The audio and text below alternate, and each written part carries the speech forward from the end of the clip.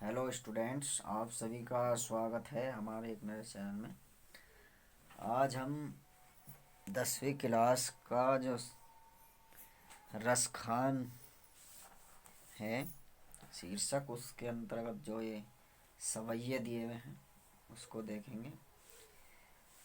वैसे तो सवैये जो है एक छंद का रूप होता है, जैसे दोहा, सोठा और सवैया।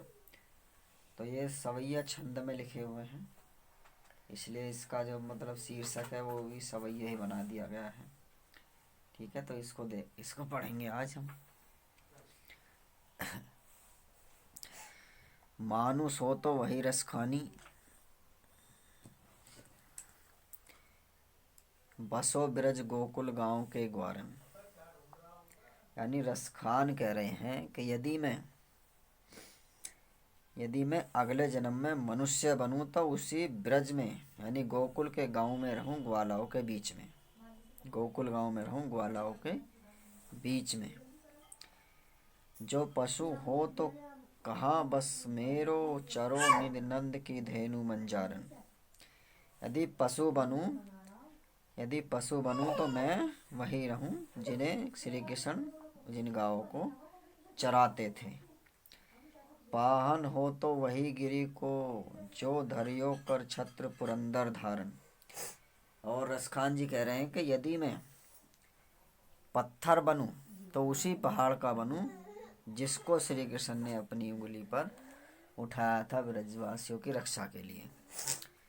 जो खग हो तो बसेरो करूं, मिलू कालंदी कूल कदम्ब की डारिन। और रसखान जी कह रहे हैं कि यदि मैं पक्षी बनूं तो मेरा बसेरा वहीं होना चाहिए जहां यमुना के किनारे जो कदम्ब के पेड़ हैं उनकी डालों पर ही रहूं। यानी हर जन्म में जो है रसखान जो है श्री कृष्ण के पास में रहने की इच्छा कर रहे हैं। आगे, आज गई हुई भोर ही हो, रसखानी रही वही नंद को भोन ही। एक सखी दूसरी से कह रही कि जैसे ही सुबह हुई मैं नंद बाबा के घर चली गई। वाको जियो जुग लाख करोड़, यशोमती सुख जात कहो नहीं। यशोदा को अपने पुत्र को देखकर जो सुख हो रहा था उसके बारे में कहा नहीं जा सकता। उसका पुत्र लाखों करोड़ों वर्ष जिए। तेल लगाई लगाई के अंजन भोय बने बनाए के ठिठोना।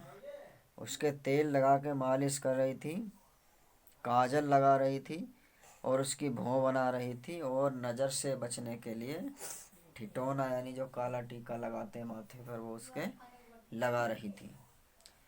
डाली हमेलन हार निहारत वार, जो पुचकारत छून ही। और उसके गाले में हमेल माला डालकर वह उसे पुचकार रही थी या वार रही थी या पुचकार रही थी। आगे नंबर 3, धूरी भरे अति शोभित श्याम जो जैसी बनी सिंध सुंदर चोटी। यानी बालक कृष्ण जो है धूल में खेल रहे हैं और वह धूल में सने हुए भी बहुत सुंदर लग रहे हैं। उसके सिर पर वैसी ही बनी हुई उनकी चोटी जो है वो भी सुंदर लग रही है। खेलत खात फिरे अंगना पग, पैजनी बाजती पीरी कछोटी। वो खेलते खाते हुए अंगना में फिर रहे हैं, उनके पैरों में पैजनी बज रही है और उनकी पीली जो कछोटी है वो भी अच्छी लग रही है। कछोटी यानी जो कच्छनी पैर रखे, जो बच्चा होता है उसे छोटी कच्ची पैर रखी है उसको, वो भी उनकी अच्छी लग रही है। वाह छवि को रसखानी विलोकत वारन, काम कला निज कोटि। उस छवि को यानी उस दृश्य को देखकर कामदेव भी अपनी करोड़ों कलाओं को न्योछावर कर देता। काग के भाग बड़े सजनी, हरी हाथ सो ले गयो माखन रोटी। और वह कौवा भी बहुत सौभाग्यशाली है जो बालक कृष्ण के हाथ से माखन लगी हुई रोटी को छीन कर ले गया। आगे देखते हैं। जा दिन से वह नंद को छोड़ा, या धन भेनु बजाया गया हो। एक सखी दूसरी से कह रही कि जिस दिन से वह नंद का छोरा इस वन में गायों को चरा कर गया है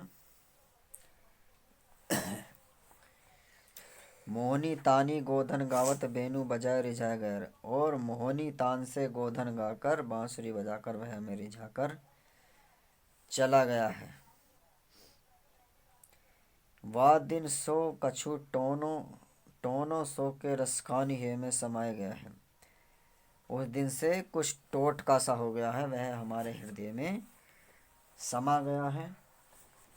मिले आओ सबे सखी भाग चले, अब तो ब्रज में बांसुरी रहे। और एक सखी दूसरे कह रहे कि अब तो सखी मिलकर जो है यहाँ से भाग चले, अब तो केवल इस ब्रज में बांसुरी ही रहेगी।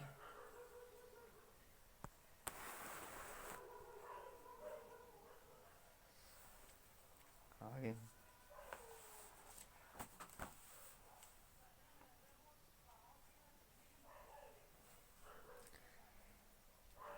कहाँ तक पहुँच गए थे हम? नहीं, यहाँ से है।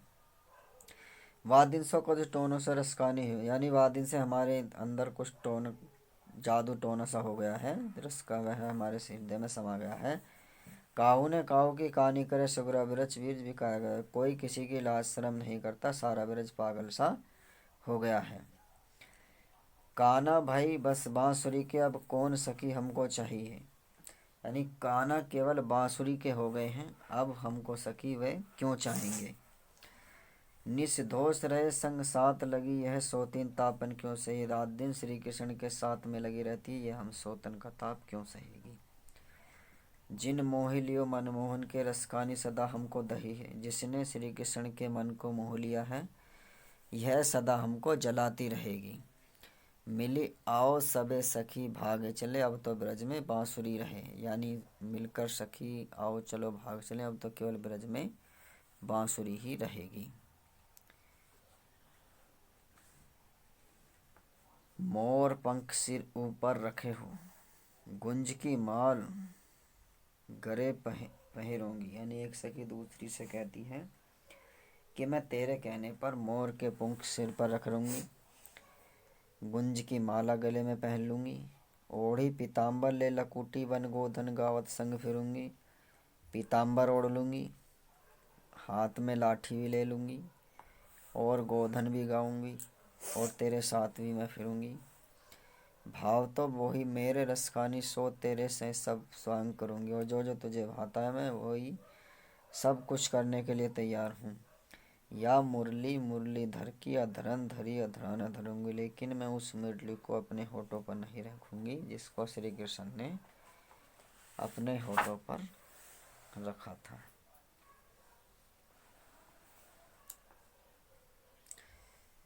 आगे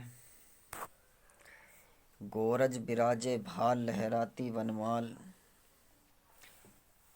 आगे गया पीछे ग्वाल गावे मृदुबानी री। यानी ये दूसरा शीर्षक आ गया है कवित्व। एक गोपी अपनी सखी से कह रही कि हे सखी, श्री कृष्ण के मस्तक पर गौरी चन का तिलक विराजमान है, गले में लहराती पुष्पों की माला है और आगे आगे गायें चल रही हैं, पीछे पीछे वे ग्वालय आ रहे हैं जो मीठी बानी में कुछ गा रहे हैं। तैसी धुनी बांसुरी की मधुर मधुर, जैसी बंक चितवन मंद मंद मुस्कान रही। वैसे ही वे